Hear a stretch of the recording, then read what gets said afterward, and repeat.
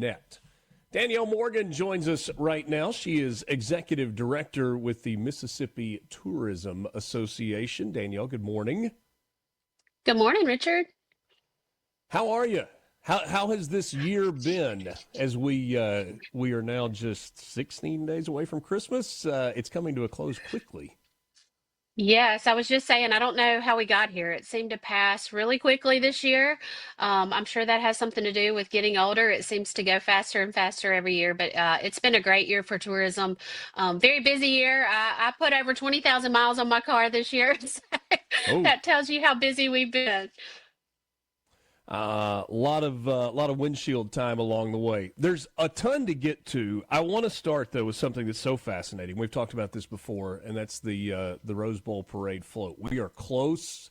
Rose Bowl just around the corner. The Tournament of Roses parade on January 1st, which I think finds its way onto most television sets on that particular day because there's not a whole lot else on before football starts that particular morning.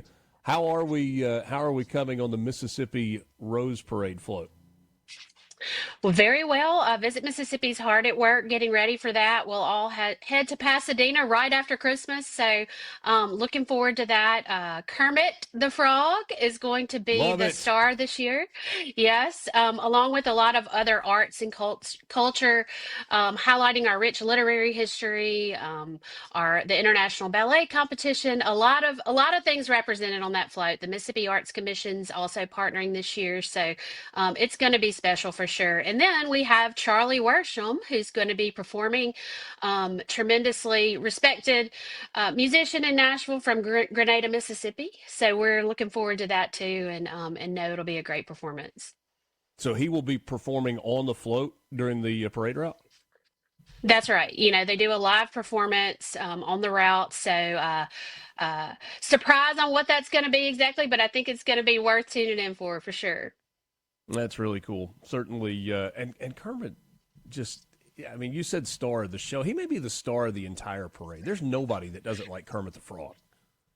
I mean, I feel like we came in strong last year with Elvis and BB King, and so I feel like Kermit's going to keep that tradition going. Yeah, that really really is cool. Um, Danielle, we have what we have in terms of geography, in terms of the boundaries of the state, but within those boundaries, there's so much that Mississippi has to offer. We know tourism numbers have been ticking up over the last couple of years. How does that continue? And how do we? Is there a?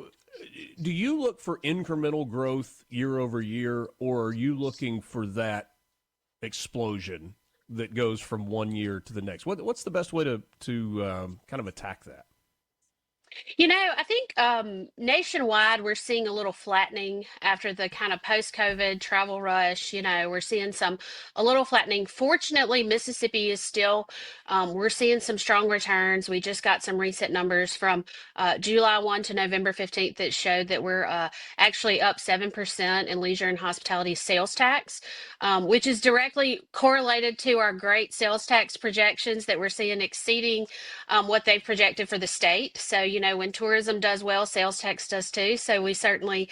we're certainly seeing that.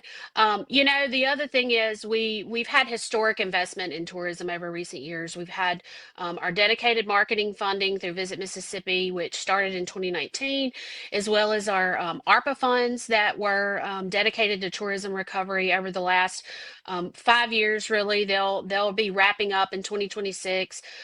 So I think our success is a direct correlation to that. We know when we invest in tourism that it yields tremendous results for our state, and so I think we're very positive that we're continuing to be strong. But of course, we're always watching what's happening across the nation and just making sure that we're able to sustain our momentum. There's an interesting dynamic to me in the role that tourism plays. Like there's part of you just kind of want to reach out your arms and give everybody a big hug and say, y'all are welcome. Come on, come see us, come see what we've got.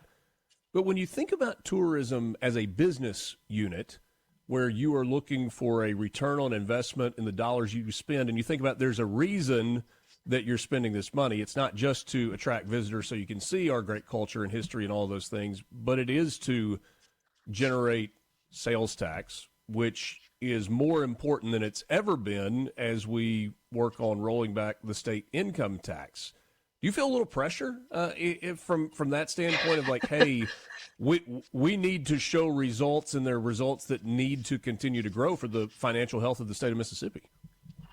Absolutely. And for our main streets too, one of those stats in that recent data from this fiscal year was that 37% of local spending comes from tourism.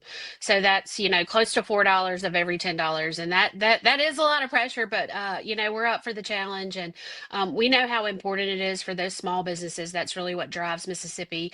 But in addition to that, I think one thing that I'm so proud of is when I look across the state and I travel to these communities, I see the way that tourism and Main Street and all of those programs have strengthened those communities into wonderful places to live, which is so key to our economic development future too. Because if we don't have thriving communities, there's no way we'll ever sustain a workforce. So they really work hand in hand. And I think Mississippi, we have made tremendous strides in the last few years in that aspect. And I think our economic success is directly related to that as well.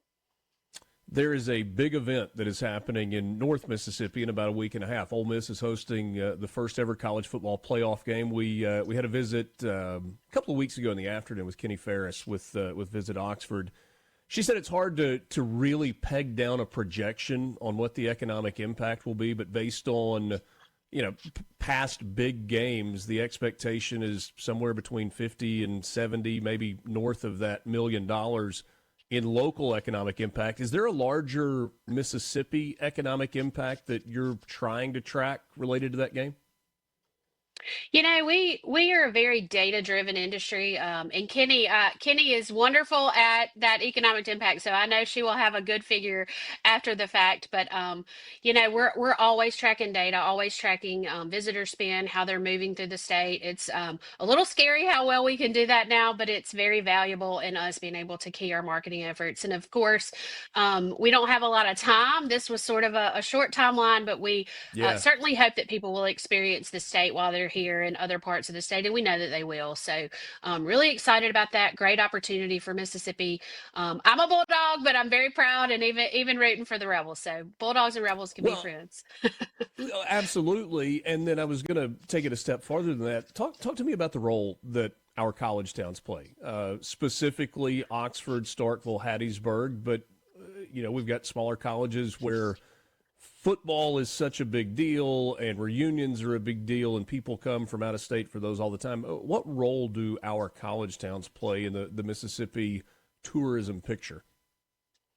So important, of course, those 8 weekends a year ultimately are huge draws. Our college towns are always trying to figure out how they can bring people in those other weekends as well. And we've seen a lot of diversification there because people tend to think in university towns, you don't need more visitors because you have all those people visiting. But really, it's a very concentrated time. So certainly always looking for ways to grow that. The cities of the SEC is a really cool partnership that was started by some of our Mississippi folks. Kenny and Paige and Starkville kind of started that group where all the tourism entities in the SEC cities partnered to kind of market those cities is, hey, you're coming to the Yeah. game, experience what we have to offer there. So that's something that we're really proud of too. Last thing, we've got a minute and a half left or so. Not much time left in calendar year 2025. What are you pushing over these last 3 weeks of the year? We're of course getting ready for the legislative session. A lot of what we do is advocacy. We are tremendously hopeful this is the year for Visit Mississippi to become an executive agency, a cabinet level agency, as Mississippi's fourth largest industry, supporting over 136,000 jobs and contributing an impact of $18 billion to our state's economy. We think that it's really time that we have that um, direct line to the governor, be able to continue to grow this, grow our communities, and make Mississippi an even better place to live if that's possible. Does it feel like the momentum is there for that with the legislature and the governor's approval? Absolutely. They supported it last year. They passed it through the legislature last year with great support. We had a budget situation that sort of derailed things, but we're very hopeful that that can Yes, it happen did. this year, and that they can work through that because we certainly think it's time. We have great momentum. It's a really great time for that, and we're hopeful. We appreciate the continued support, and I hope we can come back and talk about that after it happens this year. Absolutely. Let's keep that on the forefront. Danielle, thanks so much for your time. Merry Christmas. Thanks, Richard. You too. Danielle Morgan with the Mississippi Tourism Association. We're back with you after this.